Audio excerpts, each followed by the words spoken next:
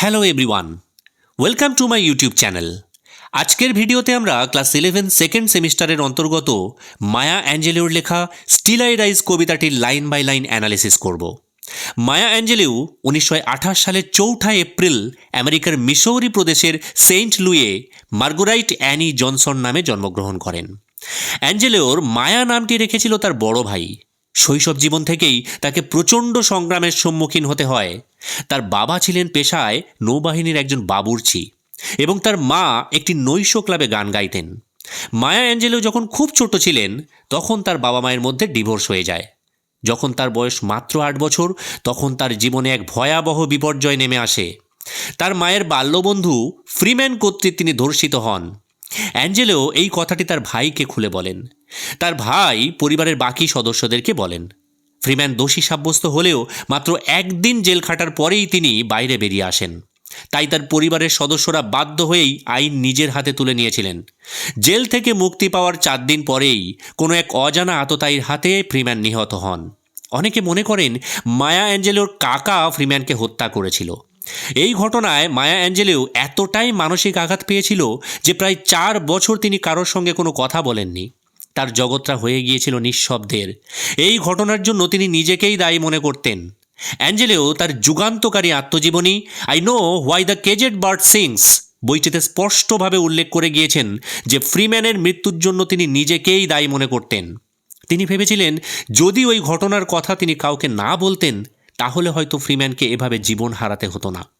এরপর অ্যাঞ্জেলোর জীবনে আসে তার শিক্ষিকা মিসেস ভার্থা ফ্লাওয়ার, যিনি অ্যাঞ্জেলোকে পুনরায় কথা বলতে সাহায্য করেন।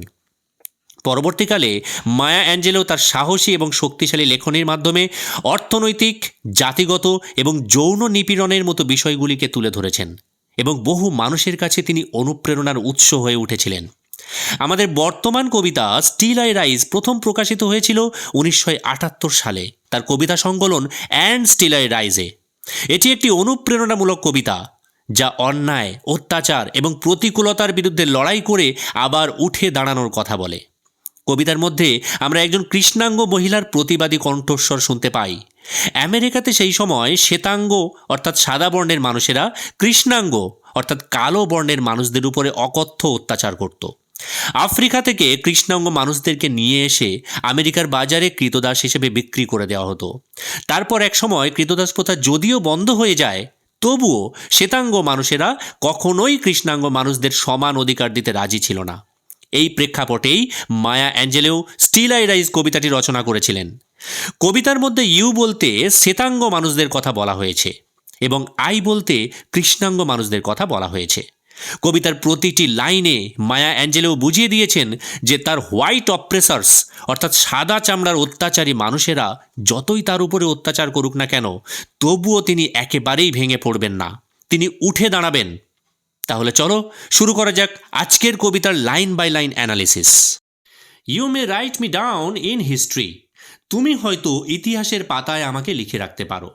ইউ বলতে এখানে শ্বেতাঙ্গ মানুষদের কথা বলা হয়েছে যারা এক সময় আমেরিকাতে প্রকৃতপক্ষে কৃষ্ণাঙ্গ মানুষদের উপরে কিন্তু অকথ্য অত্যাচার চালাতো। আর এখানে মি বলতে আমাকে, আমাকে বলতে কিন্তু ওই কৃষ্ণাঙ্গ মানুষদের কথা বলা হয়েছে। ঠিক আছে, এখানে কবি ওই কৃষ্ণাঙ্গ মানুষদের প্রতিনিধি হিসেবে এই কবিতাতে নিজেকে দেখিয়েছেন। With your bitter twisted lies, bitter মানে কি তিক্ত, আর টুইস্টেড মানে কি বিকৃত, আর লাইজ মানে মিথ্যে। অর্থাৎ তোমার ওই তিক্ত, বিকৃত, মিথ্যে দ্বারা তুমি ইতিহাসের পাতায় লিখে রাখতে পারো। অ্যাকচুয়ালি যারা শাসক হয় তারা কি করে সবসময় নিজেদের সম্পর্কে ভালো ভালো কথা লিখে রাখে। কোনোদিন তারা বলবে না যে আমরা কৃষ্ণাঙ্গ মানুষদের উপরে টর্চার করি বা অত্যাচার করি। তো কবি মায়া অ্যাঞ্জেলিও সেটাই বলছে যে তোমরা হয়তো ইতিহাসের পাতায় ওই তিক্ত, বিকৃত, মিথ্যেগুলো লিখে রাখতে পারো। You may trod me down in the very dirt, তুমি হয়তো আমাকে মারিয়ে যেতে পারো। ট্রট মানে কি পা দিয়ে মারিয়ে দেওয়া, পদদলিত করা। মি বলতে আমাকে, মানে ওই কৃষ্ণাঙ্গ মানুষদের কথা বলা হয়েছে। ইন দ্য ভেরি ডার্ট অর্থাৎ ওই আবর্জনার মধ্যে, ডার্ট মানে কি ময়লা বা আবর্জনার কথা বলা হয়েছে। অর্থাৎ ময়লা বা আবর্জনার মতো তুমি হয়তো প্রথমে আমাকে মাটিতে ফেললে, তারপরে পা দিয়ে মারিয়ে দিলে, but still like dust I will rise, কিন্তু তবুও অর্থাৎ আমার উপরে এত অত্যাচার করার পরেও লাইক ডাস্ট ধুলোর মতো আই উইল রাইজ, আমি উঠে দাঁড়াবো, আমিও উঠবো। যেমন একটা ধুলো কি হয়, সে মাটিতে পড়ে থাকলেও সামান্য একটু হাওয়া লাগলেই সে কিন্তু আকাশে উড়ে যায়, ঠিক সেই রকমই ধুলোর মতো আমি কিন্তু উপরে উড়ে যাব। তাহলে এখানে দেখো লাইক দিয়ে কিন্তু কবি নিজেকে কিসের সঙ্গে তুলনা করেছে? ডাস্ট, ধুলোর সঙ্গে তুলনা করেছে। Does my sassiness upset you? আমার এই যে ঔদ্ধত্য সেটা কি তোমাকে হতাশ করে দিচ্ছে? স্যাসিনেস কথাটার মানে কি ঔদ্ধত্য বা কাউকে সম্মান না দিয়ে কথা বলা, ঠিক আছে? আর আপসেট মানে হতাশ হয়ে যাওয়া। আর ইউ বলতে এখানে কিন্তু সেই শ্বেতাঙ্গ মানুষদের কথা বলা হয়েছে যারা একসময় কৃষ্ণাঙ্গ মানুষদের উপরে অত্যাচার করত। তো কবি মায়া অ্যাঞ্জেলিউ বলছে এই যে আমি বুক ফুলিয়ে তোমার সামন দিয়ে চলে যাচ্ছি তোমাকে কোনো সম্মান না দিয়ে, তাতে কি তুমি খুব হতাশ হয়ে যাচ্ছ? কারণ শ্বেতাঙ্গ মানুষেরা কি ভাবে যে আমরা এই কৃষ্ণাঙ্গ মানুষদেরকে একসময় পায়ের নিচে ফেলে রাখতাম, তারা এখন আমাদের দিকে চোখে চোখ রেখে কথা বলবে, আমাদেরকে প্রশ্ন করবে, এটা তাদের একদম সহ্য হয় না। Why are you beset with gloom? আরে মশাই, কেন হতাশার দ্বারা আপনি বেষ্টিত হয়ে আছেন? হতাশা আপনাকে কেন গ্রাস করছে?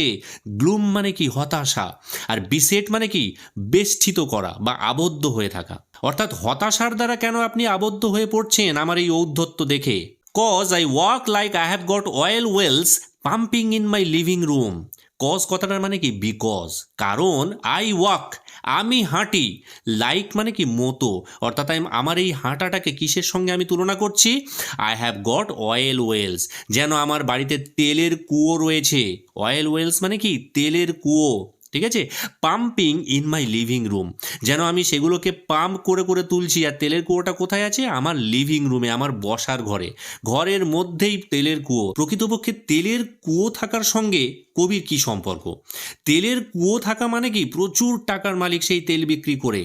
আর তাহলে যার কাছে টাকা রয়েছে সে তো বুক ফুলিয়ে সবার সামন দিয়ে ঘুরে বেড়াবে, আর সেটাই শ্বেতাঙ্গ মানুষেরা সহ্য করতে পারছে না।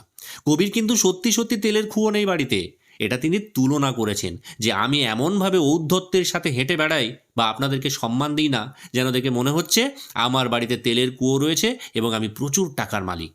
Just like moons and like suns, চাঁদের মতো এবং সূর্যের মতো। দেখো মুনের সঙ্গে এস যুক্ত হয়েছে মানে প্লুরালে, আবার সানের সঙ্গে এস যুক্ত রয়েছে, কিন্তু অ্যাকচুয়ালি মুনও একটা সানও একটা। তাহলে কেন এখানে প্লুরাল ফর্মে রাখা হলো? বিষয়টা এখানে মুনস বলতে রাত্রিগুলির কথা বলা হয়েছে এবং সানস বলতে দিনগুলির কথা বলা রয়েছে, ঠিক আছে? তাহলে with the certainty of Tides, অর্থাৎ জোয়ার ভাটার নিশ্চয়তার মতো। অর্থাৎ আকাশে যেমন প্রতিদিন নিয়ম করে রাত্রিবেলায় চাঁদ ওঠে এবং দিনের বেলায় সূর্য ওঠে, এবং সমুদ্রে যেমন প্রতিদিন নিয়ম করে জোয়ার ভাটা আসে, just like hope springing high, ঠিক যেমনভাবে আশারা লাফিয়ে লাফিয়ে উঁচুতে ওঠে, স্টিল আই রাইজ, ঠিক সেইভাবে আমিও কিন্তু উঠে দাঁড়াবো। অর্থাৎ তোমরা আমাকে পদদলিত করে রাখতে পারো, আমাকে পায়ের নিচে ফেলে রাখতে পারো, আমাকে অপমানিত করতে পারো, কিন্তু যেমন প্রতিদিন আকাশে চাঁদ ওঠে সূর্য ওঠে, যেমন করে প্রতিদিন সমুদ্রে জোয়ার ভাটা আসে এবং যেমন করে আশারা লাফিয়ে লাফিয়ে উপরে ওঠে, ঠিক সেই রকমভাবে আমিও কিন্তু উঠে দাঁড়াবো। Did you want to see me broken?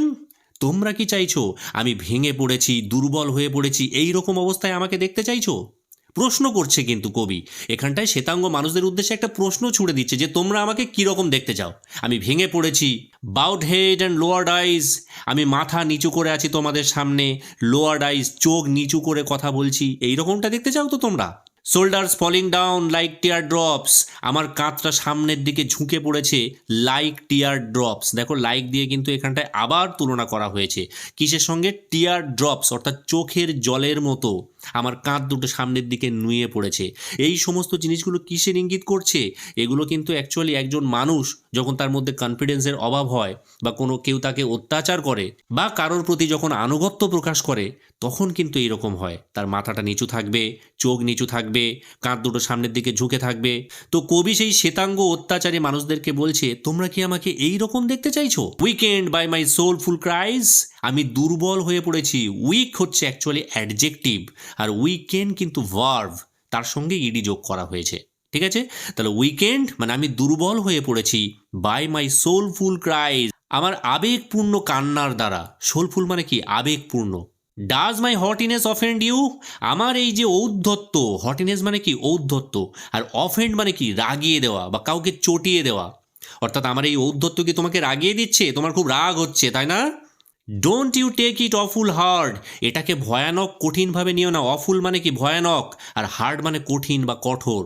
অর্থাৎ এই যে আমি তোমাকে দেখে কোনো সম্মান দিচ্ছি না বা তোমার সামন দিয়ে বুক ফুলিয়ে মাথা উঁচু করে যাচ্ছি, এটাকে তুমি কঠিনভাবে, এতটা কঠিনভাবে নিও না জিনিসটাকে। Cause I laugh like I have got gold mines digging in my own backyard. কারণ কি, কজ মানে কিন্তু বিকজ, ঠিক আছে। আই লাভ মানে আমি হো হো করে হাসি, like I have got gold mines যেন মনে হচ্ছে যে আমার সোনার খনি রয়েছে, digging in my own backyard. Backyard মানে কি, বাড়ির পিছনের অংশ।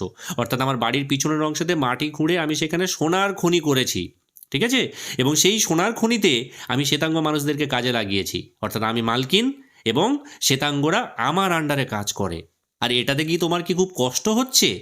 You may shoot me with your words, তুমি আমাকে গুলি করতে পারো। শ্যুট করা মানে কি, তীর নিক্ষেপ করা বা গুলি করা।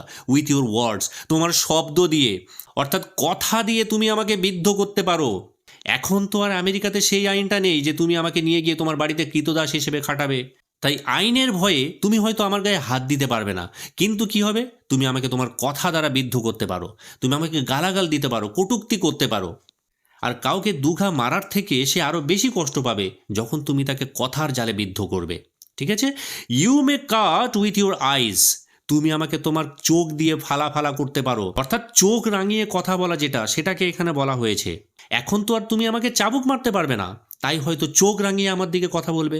এখানে কাট বলতে অ্যাকচুয়ালি কিন্তু ওই চোখ রাঙানোর কথা বলা হয়েছে। You may kill me with your hatefulness, তুমি হয়তো তোমার ঘৃণা দ্বারা আমাকে হত্যা করতে পারো। অ্যাকচুয়ালি এই যে স্ট্যান্ডারটা রয়েছে, এখানে তিনটে লাইনে তিনটে শব্দ ব্যবহার করা হয়েছে। দেখো, শুট, কাট এবং কিল, এই তিনটে শব্দ দিয়ে প্রাচীনকালে শ্বেতাঙ্গ মানুষেরা কৃষ্ণাঙ্গ মানুষদের উপরে যে অত্যাচারটা করত, সেই অত্যাচারের কাহিনী কিন্তু ফুটিয়ে তোলা হয়েছে। বর্তমানে কিন্তু এই অত্যাচার তারা করতে পারে না। But still like air I will rise, কিন্তু তবুও বাতাসের মতো আমি উপরে উঠে যাব। তাহলে প্রথমে নিজেকে ডাস্টের সঙ্গে তুলনা করেছিল, যে যতই তুমি আমাকে পদদলিত করো, ধুলোর মতো আমি উপরে উঠে যাব। আর এখন বলছে, তুমি আমাকে কথার দ্বারা বিদ্ধ করো বা চোখ দিয়ে আমাকে কাটো বা আমাকে ঘৃণা দ্বারা হত্যা করো, তবুও বাতাসের মতো আমি উঠে দাঁড়াবো। Does my sexiness upset you? কবি এখানে সেই শ্বেতাঙ্গ মানুষদের উদ্দেশ্যে আরও একটি প্রশ্ন ছুঁড়ে দিচ্ছে। কি বলছে? আমার যে যৌনতা, সেক্সিনেস মানে কি যৌনতা, আপসেট ইউ, তোমাকে কি হতাশ করে দিচ্ছে? কবি তো নিজে একজন ব্ল্যাক কমিউনিটিতে থাকে, তো সেই জন্য হয়তো শ্বেতাঙ্গ মানুষেরা মনে করে যে ওদের মধ্যে কোনো যৌন আবেদন থাকতে পারেই না। তো সেই জন্য মায়া অ্যাঞ্জেলিউ বলছে, আমার যে সেক্সিনেস সেটা কি তোমাকে হতাশ করে দিচ্ছে? Does it come as a surprise? এটা কি তোমার কাছে একটা আশ্চর্যকর বিষয় হিসেবে উপস্থাপিত হচ্ছে? অর্থাৎ আমার যৌনতা দেখে তুমি কি অবাক হয়ে যাচ্ছ? That I dance like I have got diamonds at the meeting of my thighs, এবং সেই জন্য আমি এমনভাবে নৃত্য করি, I dance like I have got diamonds, যেন আমি হিরে পেয়েছি।